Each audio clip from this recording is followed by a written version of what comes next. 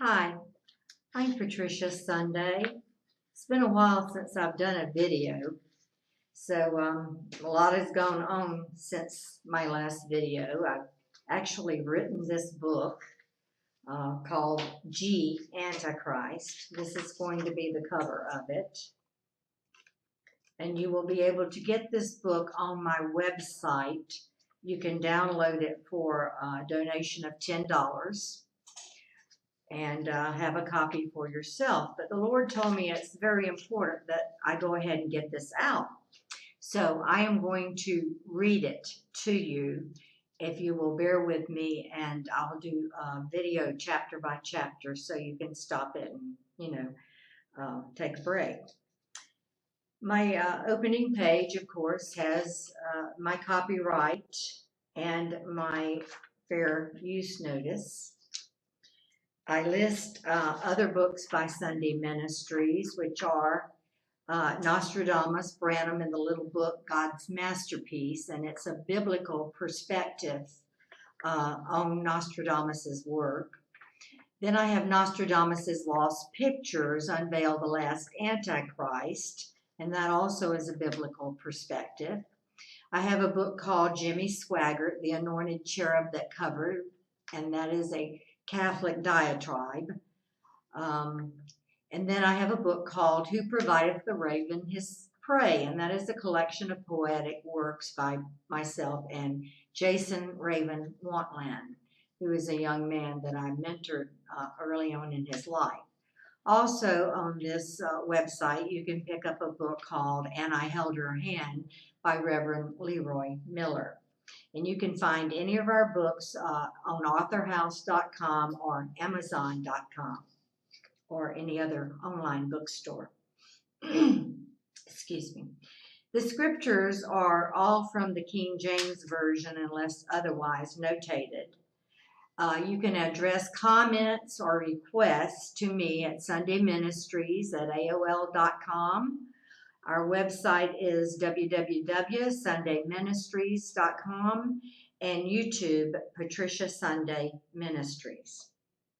We are a teaching, healing, and deliverance exorcism ministry, dealing in the supernatural, paranormal aspects of God. I do interpretation of dreams, visions, and pictures, and I am available for speaking at your church or any other forum upon request. The contents in this book are as follows, and I have a scripture at the beginning, and this is very true. Am I therefore your enemy because I tell you the truth? Galatians 4:16. I have a foreword by Reverend Leroy L. Miller.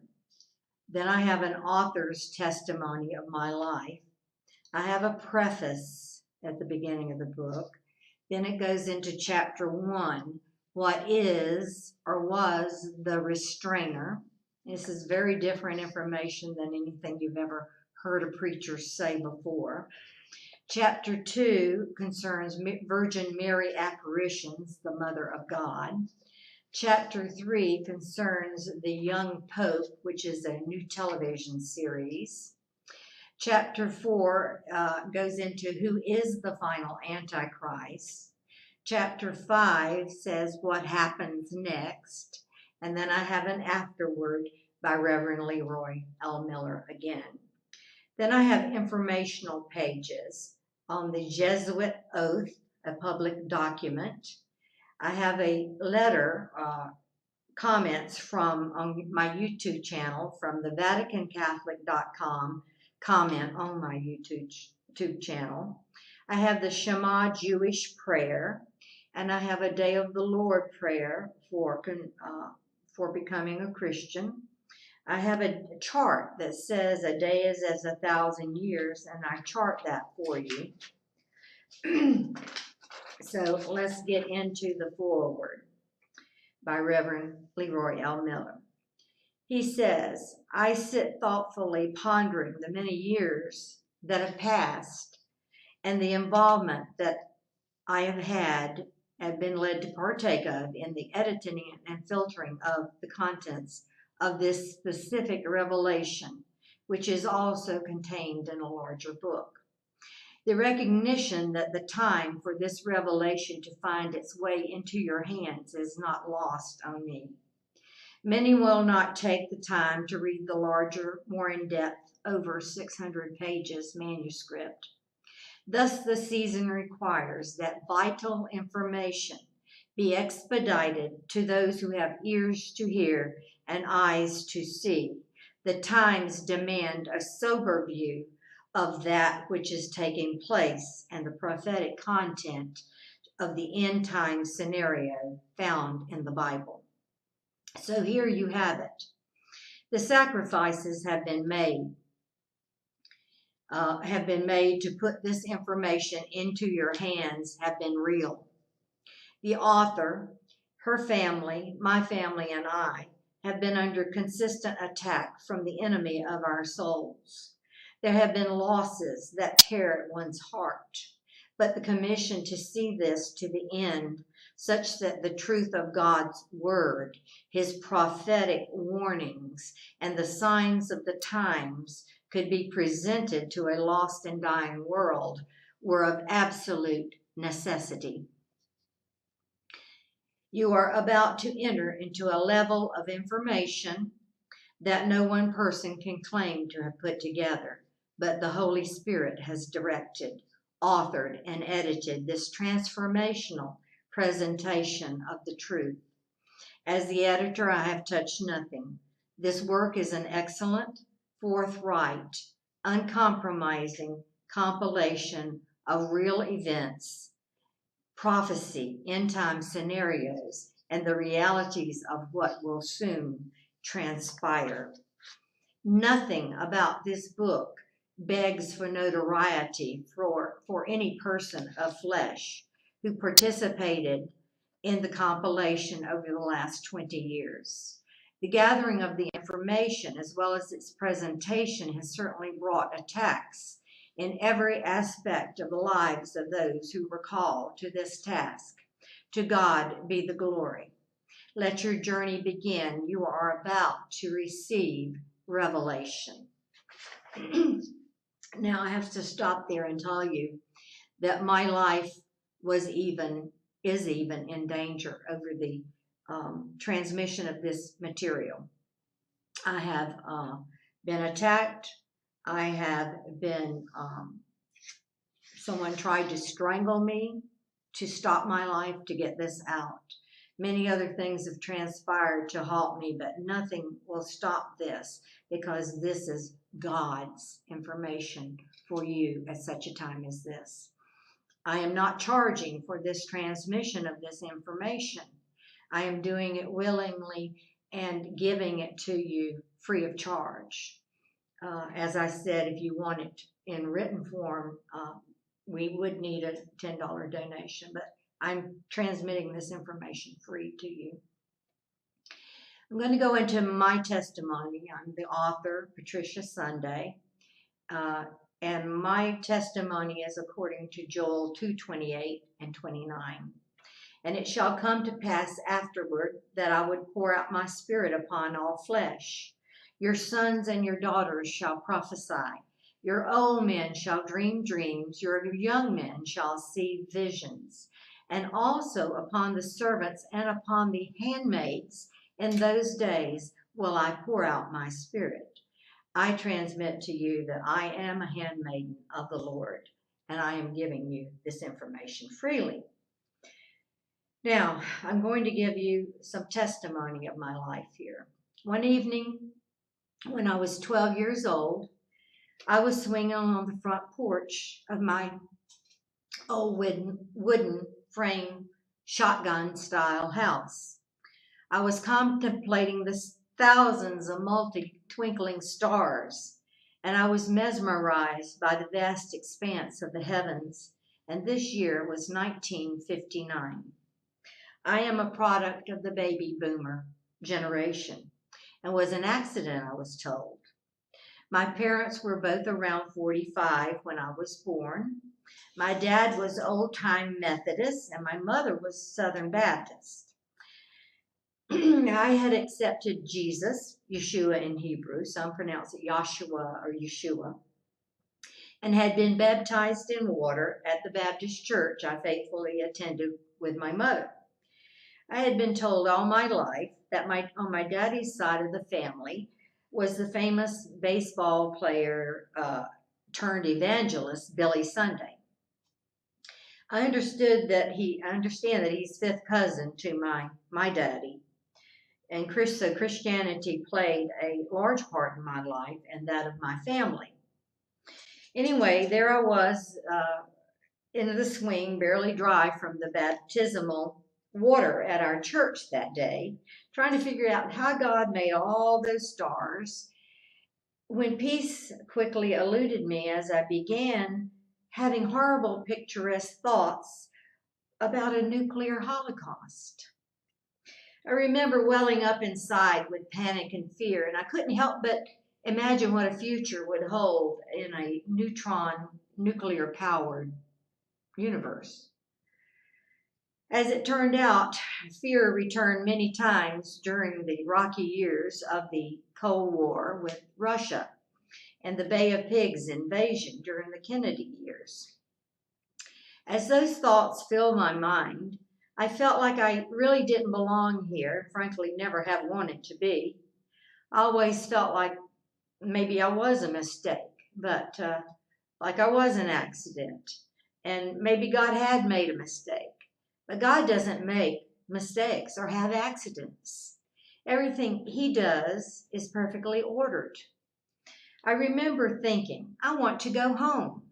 I don't belong here. I belong out there beyond those stars. This particular evening seemed a little bit different.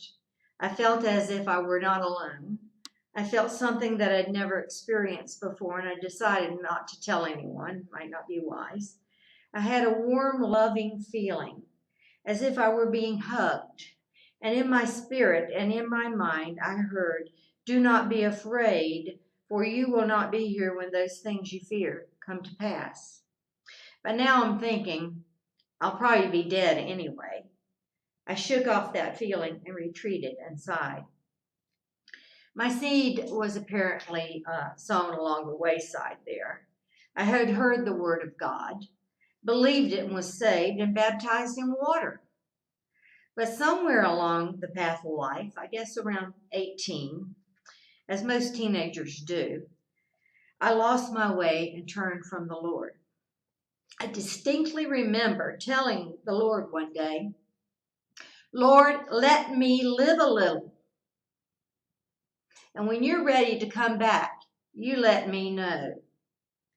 Looking back at that now, I always had to wonder why the Lord just didn't strike me dead with bolt of lightning for my insolence. But He had a plan. My second experience with the supernatural came while married to my first husband. Yes, I've been married more than once. My father had died and was buried on the third day. I was making a bathroom run in the middle of the night, and at the end of the hallway, I saw my father as clear as day, standing there in the clothes he'd been buried in that very day. I made my way back to bed, trembling, and waked my husband and told him. He said I was just dreaming to go back to sleep. Shortly after this experience, my life began to fall apart. I started drinking and running with the wrong crowd, those that led me away from the Lord and away from my husband. I didn't understand it then, but I do know now. This was not my father, but a demonic apparition posing as my father to let me know he was coming after me. And from that moment on, my life started unraveling deeper and deeper into sin. I liken myself to the woman at the well. I've been married 5 times and divorced, once by common law, which still required a divorce. And by January of 1976 was in my 4th marriage Together we had 5 children. We had yours, mine, and ours. He had 3, and I had 1, and together we had 1. I had become a full-fledged alcoholic, and on one occasion attempted suicide. I had been involved in just about anything there was occultic and began to dabble in so-called white witchcraft, called Wicca. So much from doing things in my life, my way. One evening, while I was watching television, a program came on narrated by Orson Welles about a man named Nostradamus. It literally scared the hell out of me. I had never heard of this man. The narrator spoke of his predictions about nuclear war and all the many things he had predicted that had come true. It was presented in a dark doomsday occultic fashion. Every fear I had returned, and I was in utter panic and desperation, dismay. I started back to the bedroom to get my daily astrology book to check out the next day. My astrology book had become my Bible substitute, and I could not go a day without it. Within me, an incredible despair arose as I said inwardly, I don't want to know just about tomorrow. I need to know about all the tomorrows. Before I reached my bedroom, I felt someone's breath on the back of my neck. I felt a presence standing behind me, then a physical touch on my right shoulder with the audible words, Pat, Pat, it's time now. I swung around rapidly, but there was no one there, and that's according to Acts 9:7. I hit my knees right there in the hallway, and in the loneliness of that night, with all 5 children in bed, and my husband working away from home, I prayed for the first time in 23 years. Overnight, I became a teetotaler. As time went on, I reached a balance where I know that with Jesus to drink may be lawful for me to do, but not the best for a Christian to do for his own body's sake or the appearance in front of others who may not understand. Jesus, was ostracized by the religious crowd for being a wine bibber, a drinker, and one who ate with publicans. They were the unsaved crowd and the dreaded tax collectors. So I've been accused of these things also. I prevailed upon my husband on his next weekend trip home to retrieve my Bible from the attic. This was the same Bible my mother had given me as a child. It was the only one I ever had. I began in Matthew, and after reading the 2nd chapter of Acts, I said, Lord, if you're real and really who you say you are, then I want this. Within 21 days, I had home alone, without anyone laying hands on me, experienced the baptism in the Holy Spirit with the evidence of speaking in other tongues I had not learned. I spoke in Hebrew, Chinese, Portuguese, German, and Italian until 3 o'clock the next morning. I had never studied any of these languages, but recognized them, of course, by hearing them many times in my life, yet could not duplicate that experience again if I tried. French was my language of choice for 2 years in high school. One night I had a supernatural visitation from the Lord, and I knew He was present in my room. Although I could not see Him, I could smell Him. The strong, sweet smell, one I'd never smelled before, prompted me to jump up and see if any of the children were using perfume. Or if I could discover the source of the odor. It frightened me at first when I realized that it was not something natural, but something supernatural, and it was a supernatural visitation of the Lord. I resumed my position, and the fragrance returned. I have since this time walked in the supernatural on a level that many of my family and my friends do not understand. They don't understand why my life consists of concern with religion, so much religion and politics, and I can't relax to watch TV and idle away time. I had a 180-degree turn from the evil supernatural to the godly supernatural. The Lord gave me a true life testimony of His Spirit. I have since walked with the Lord many times in the valleys as I wanted to slip away into sin, and have, but He would snatch me back. But always, as I meet and inquire with Him while receiving many revelations He's given me, I am on the mountaintop. Shortly after I was miraculously born again and had my supernatural visitations of the Lord, I began searching out a church to attend. I convinced my family to go with me. It was Palm Sunday, and I went to a United Methodist church near our home in Bradenton, Florida, which was near the Banana River. An old lady came and sat down at the end of our pew. She had a strange resemblance to my mother, who had died 20 years or so earlier. After service, she asked if I would help her to the ladies' room. I said yes, I would, but that was the first time I had been there, and we would have to locate it together. She said she knew where it was because she came there a lot. We came back to my family, and we were all talking with some neighbors we saw there. We were standing outside the church, and I was talking with her, and I turned my head for just a moment and turned back, and she was gone.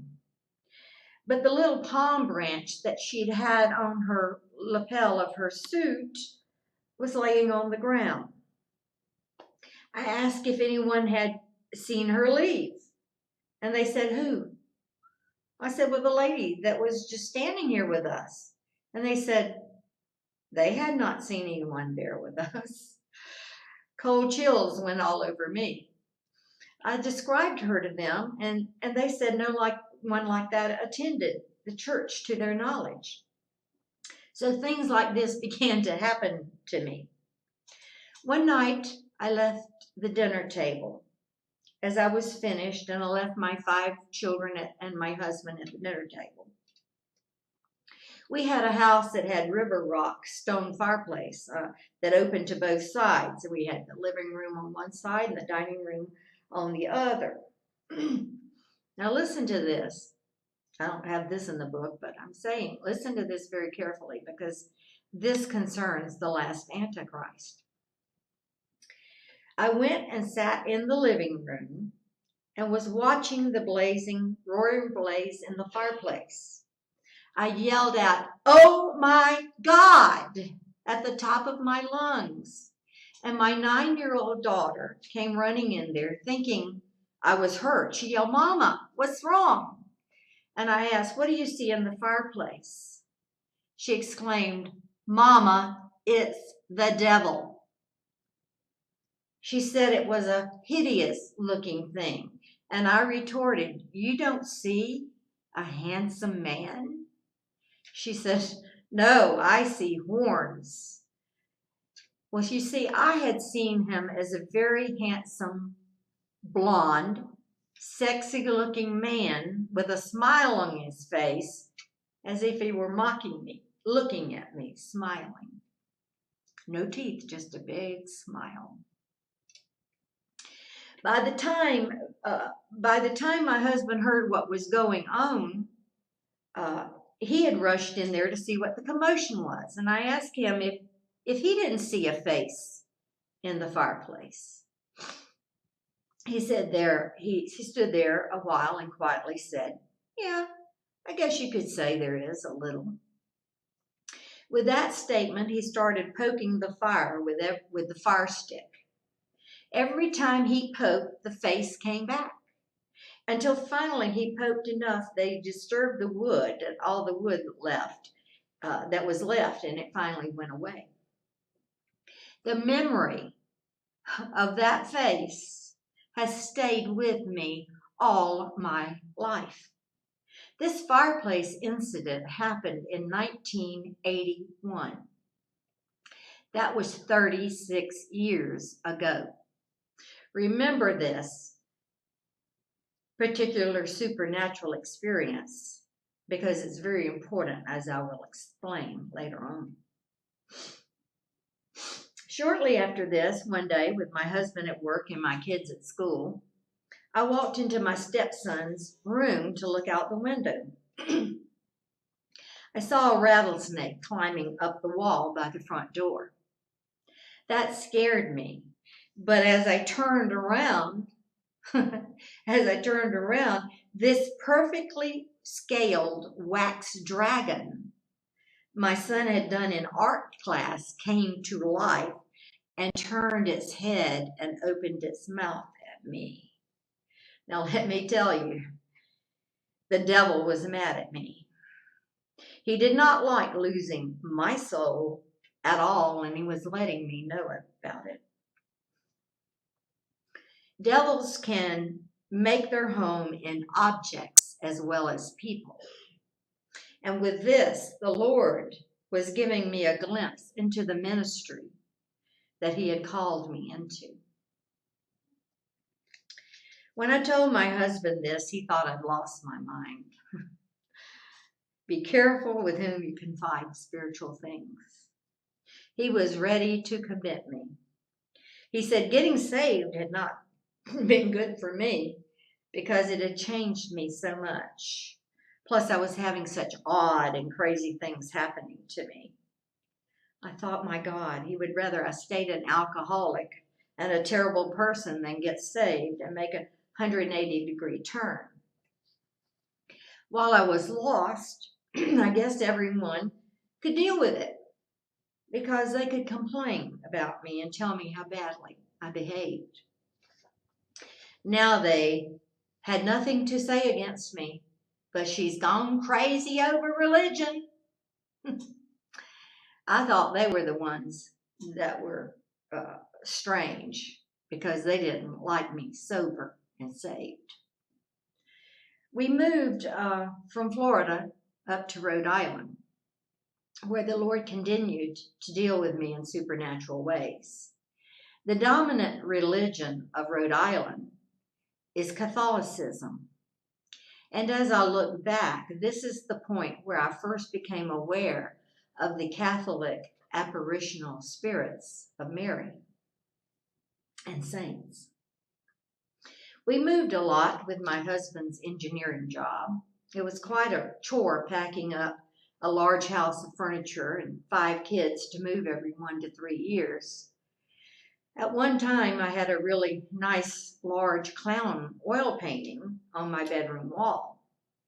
My stepdaughter had etched this herself. And while lying on the bed reading the Bible one night, I saw Satan come out of the clown picture in a huge plume of smoke, black smoke. Now my real family really thought I'd lost it. And in the end, they all turned on me with a vengeance. This occurred shortly before that divorce.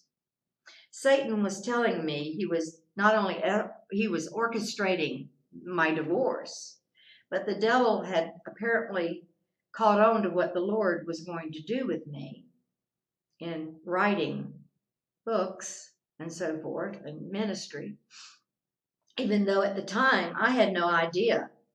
And he was wroth at the idea of me wanting to expose him. He began using the Virgin Mary apparitions on one of my daughters. She was about 8 when she first saw this, what she called a bride. in a long white flowing dress with a veil coming down the stairs of our house. When we moved to another house, she saw her walking through the wall of that house. And when she saw her walking out in the yard in the snow of that house in the veil and white dress. But when we moved back to Florida, she saw her walk through the wall of our house. From Florida, I got married again and moved to Louisiana. This Virgin Mary apparition literally walked into her and before my eyes.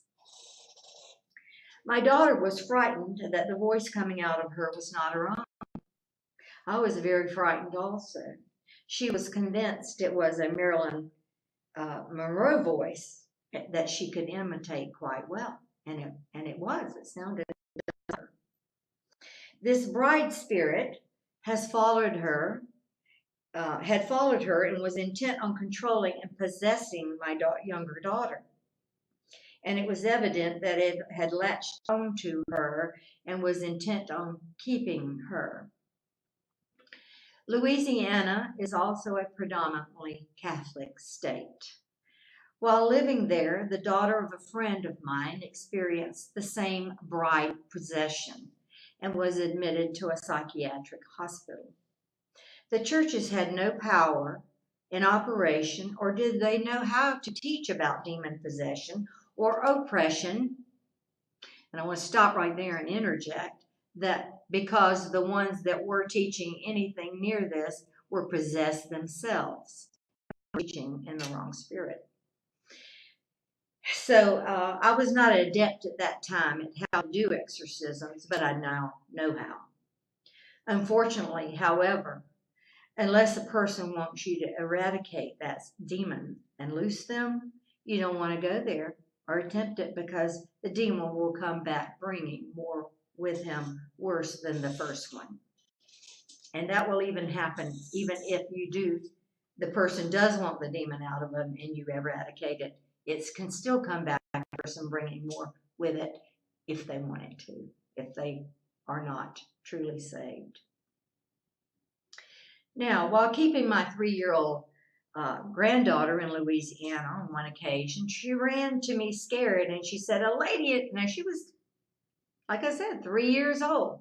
She ran to me and said, a lady in a long white dress and veil is holding a baby, and she was at the foot of my van.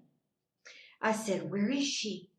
So she ran all around the van looking for her, and she said she disappeared. I had no problem believing the child. The devil should not have toyed with me like this and involved my children and grandchildren, because now I'm madder than hell at him. And I intend to expose every evil, rotten thing I found out about him. And in this book, I intend to do just that.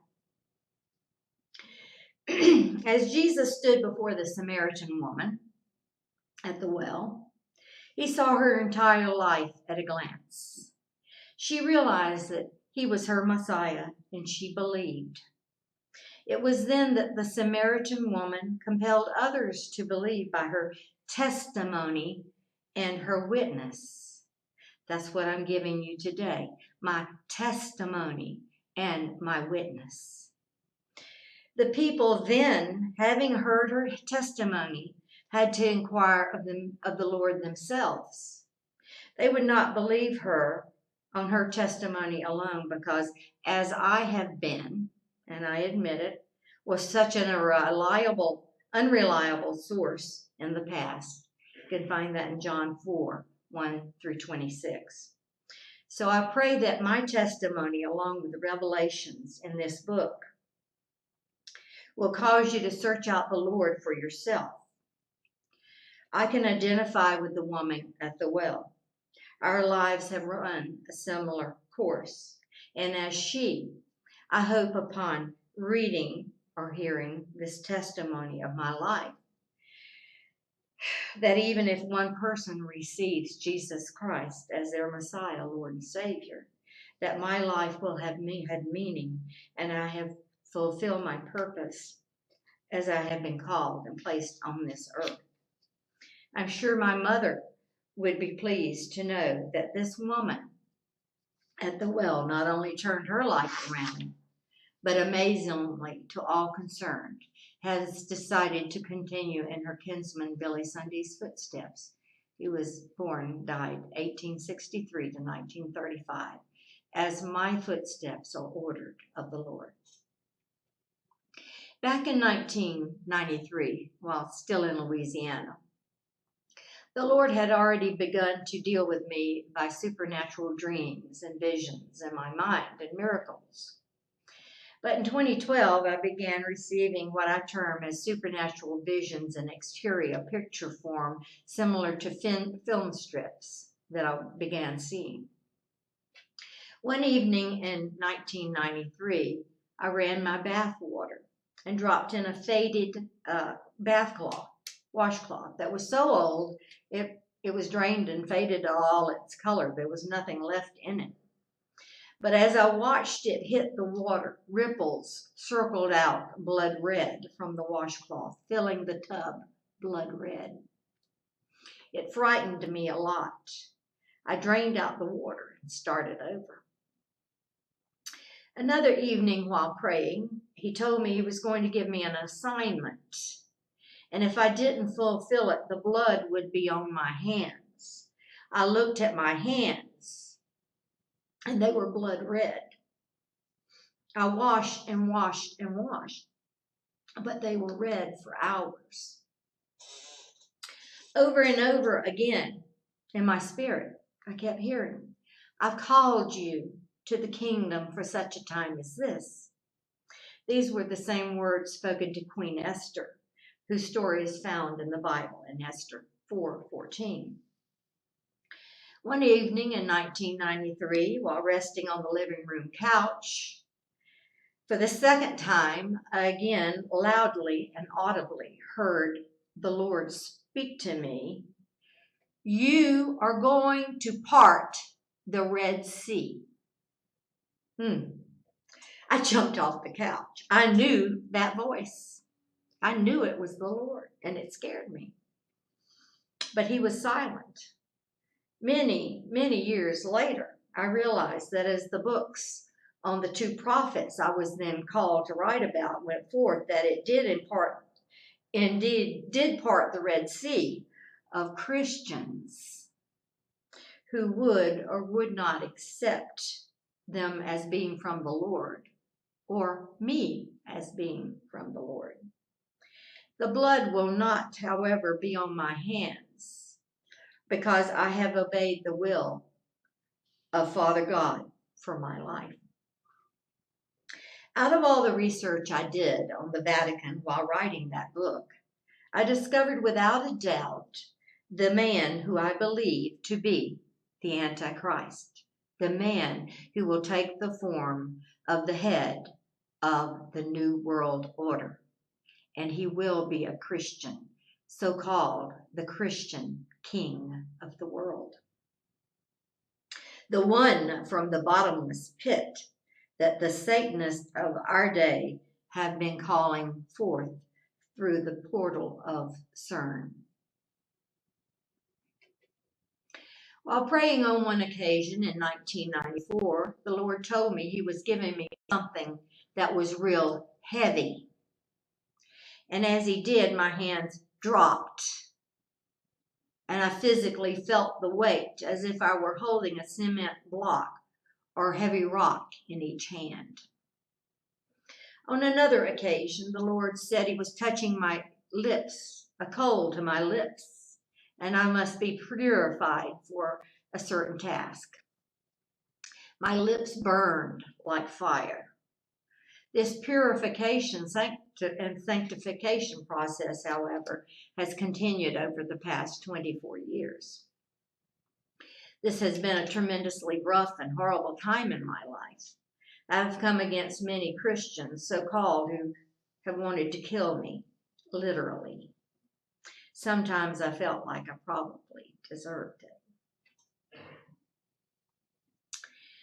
Many years ago, while attending a prophetic ministry on 2 separate occasions, I received identical prophecies given by evangelist Lloyd Benson of Louisiana and evangelist Robbie Horton, now deceased, of California. They both saw me writing a book.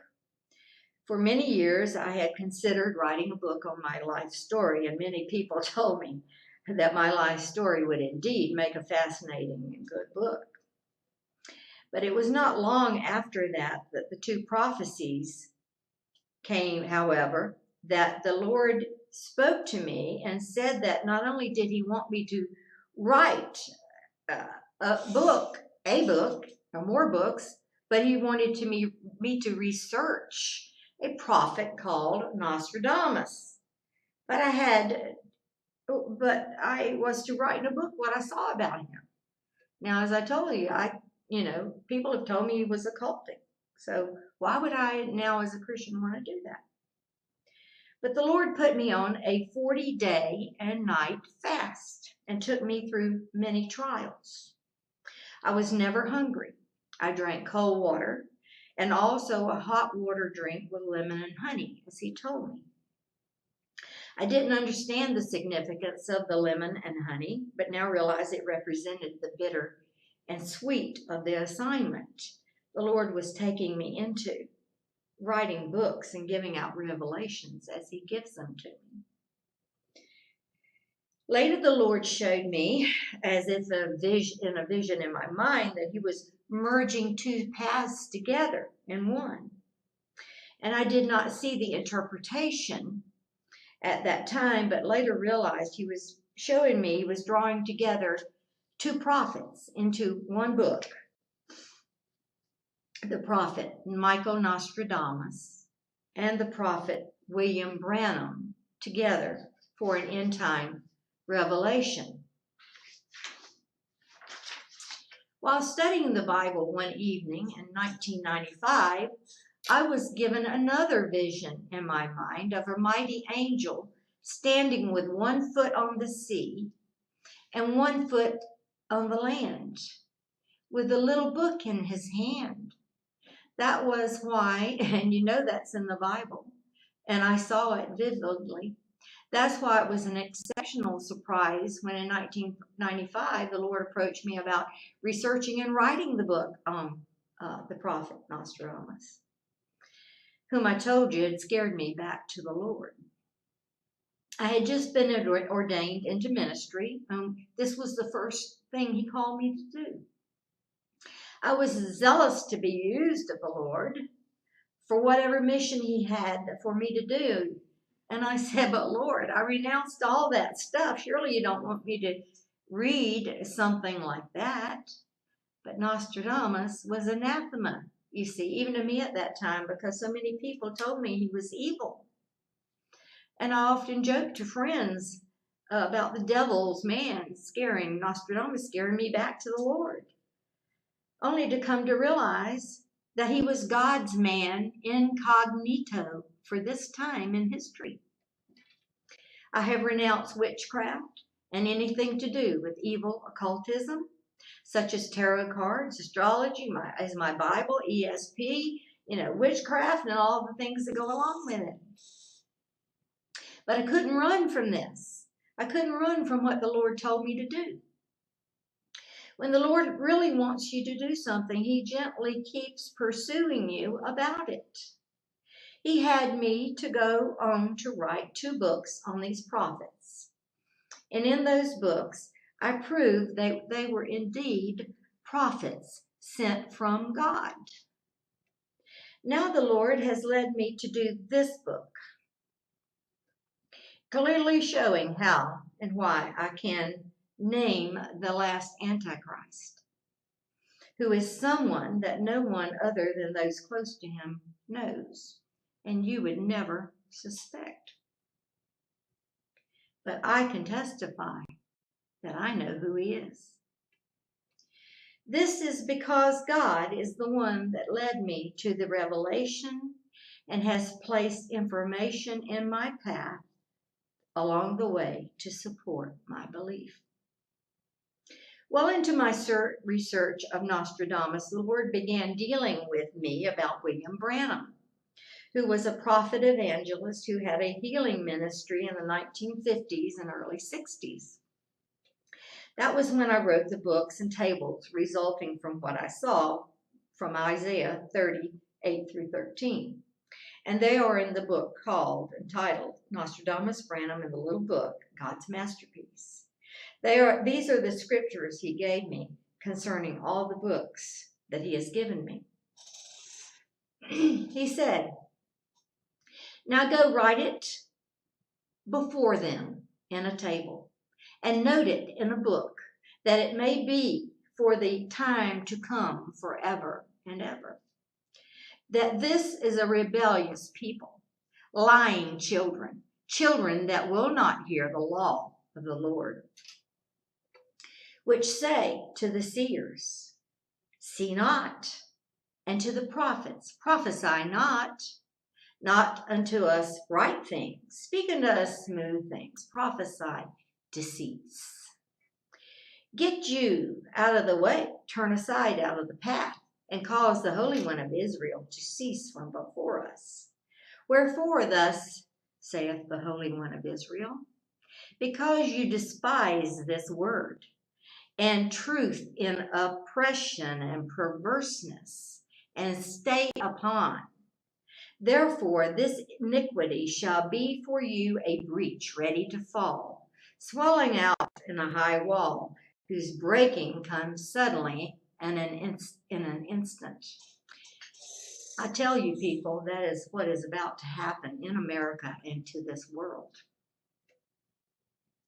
It's about to come upon us. So mark my words carefully in this book.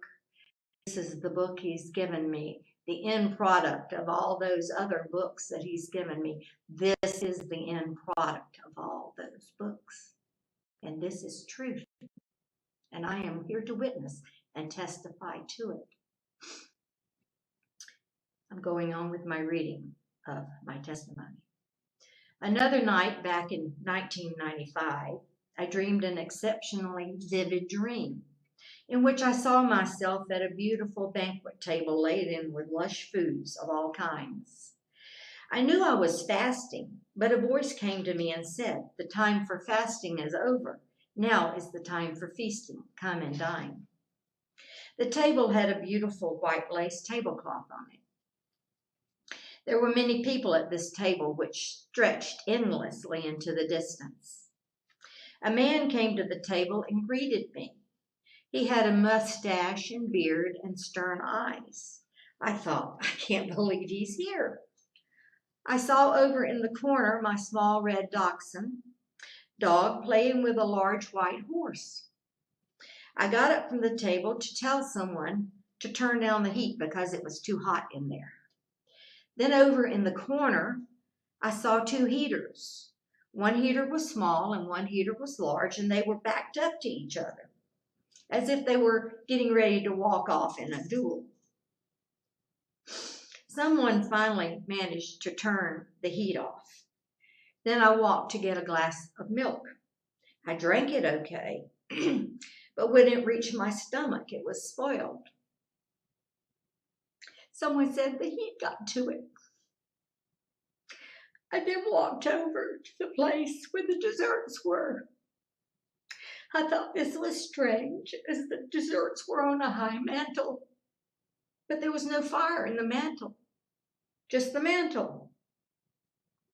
A lady in a long white dress was dispensing what appeared to be large chocolate Easter eggs, big, large ones.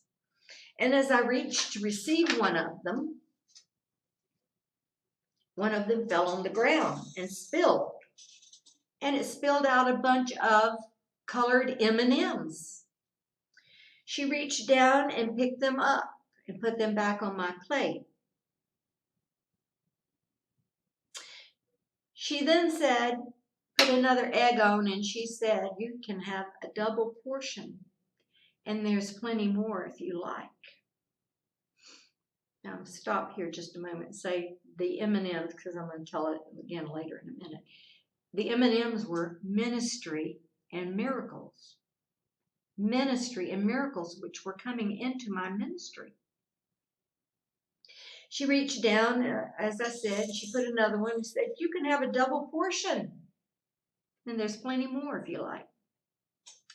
Immediately upon waking, the Lord gave me the interpretation to the dream, which I wrote down. The place was the marriage supper of the Lamb in heaven. We were with the bridegroom, so we no longer had to fast, since we were in heaven and the time of fasting was over, and we could then feast. The white tablecloth represented purity and holiness. My dog shortly after this dream died, and not only was a foresight of his impending death, but I believe the dog and the horse were representative of heavenly animals, both large and small, and representative that will be in heaven, and representative of the lamb and the lion, which will lay down in peace together. But also, the white horse represented a pure and holy trumpet message riding on the first horse of the apocalypse that had no bow, but had a bow, but no arrow. Revelation 6:2. The two heaters represented my last husband and one of my children who did not get along, and at the time were turning up the heat in my life for me, another reason for my fasting. And the milk which was turned sour in my stomach, I now know was the revelations Nostradamus wrote in what I purport to you to be the sealed up little book of Revelation 10, and have progressively been being revealed throughout history, because they were detailed history, which Daniel and John could not write. They are very bitter to digest. The desserts which spilled were representative of restoration of God's glory upon the earth, even a double portion. The fact that they were large Easter eggs represented the spirit of miracles on this earth, and interestingly enough became the official candy for some reason in the year 2000, years after this dream. He wanted me to discover the gifts and miracles for myself. The man with the mustache and the beard and the stern eyes were Nostradamus. His revelations turn sour in your stomach, for they are good for the bride church, but sour to the world and the worldly and those left behind. If you get a chance to read that lengthy 600-page book, it would be worth your while to find out who this man was and what he did and said. After this dream, one day I went to Taco Bell for lunch. I brought home my taco salad, and when I got home, I opened it and I started complaining to myself about how skimpy they had been with the salad. I decided to pour it into a small salad bowl before putting on the chili topping so that I would not have to eat out of the package because I was home. When I poured it into a bowl, it enlarged. Again, I poured it again in a bigger bowl and it enlarged again. I tried to put it back into the original container and cram it down in there, and it would not fit and overran the sides to the counter. Like the widow's cruse of oil, which did not run out while she did what the Lord told her to do, her provisions continued as long as she served the prophet. 1 Kings 17:9-16. Another time I poured a can of coffee into a storage container. It increased, but this time, I believed it occurred because it was vacuum packed and the expansion was a normal phenomenon. So I tried again and poured it into a larger container. Again, I poured it back into the can and it overflowed the counter. So twice I had that miracle of increased goods, food. God has shown me many miracles of provision like this for the last days. And he said he would not leave us or forsake us. This was not the end of the Lord moving on me, however. He has continued to give me dreams and visions and revelations. I have once again in 2016 and now in 2017 received not just a dream, not just a vision, but an out-of-body rapture experience. I also had a dream about President Donald Trump, and he was surrounded by flying eagles. I believe this means that we have a short span of protection to get this message out. The message of the Antichrist and the timing of the rapture being taken away to heaven of the church. I also have that for you in this book. The time is now to expose and reveal the last I believe I am to tell of what he has given me. And I do it openly and plainly. And I have already been threatened by those online who are watching me. The threat was sent to me on my YouTube channel, where I do a lot of teaching. It said in Latin, the language of the Vatican, "They are watching you," and I cannot pronounce this in Latin, but it's in the book, spelled properly in Latin, which is to quote in Latin from Cicero, Philippica X 115, paragraph 5. Paraphrase, this means, "You are a fool if you don't stop what you are doing because they are watching you." The they meaning the Vatican and their demonic hybrid New World Order emissaries, the Jesuits. I would prefer going alive in the rapture at his second coming rather than being taken out because I would not shut up. But either way, I will be with the Lord and can finally have a season of rest. Each time I sit down to work on this assignment or any assignment from the Lord, which I take very seriously, I anoint myself with oil on my forehead to receive the mind of Christ, and both hands, right and left, to perform his works. This is a covenant between the Lord and me, to fulfill his instructions, to reveal the deep, spiritual, hidden secrets and many teachings of truth God has shown me. That is the end of my first section of testimony. So I'm going to stop here and give you a break before I go on to the preface. Thank you.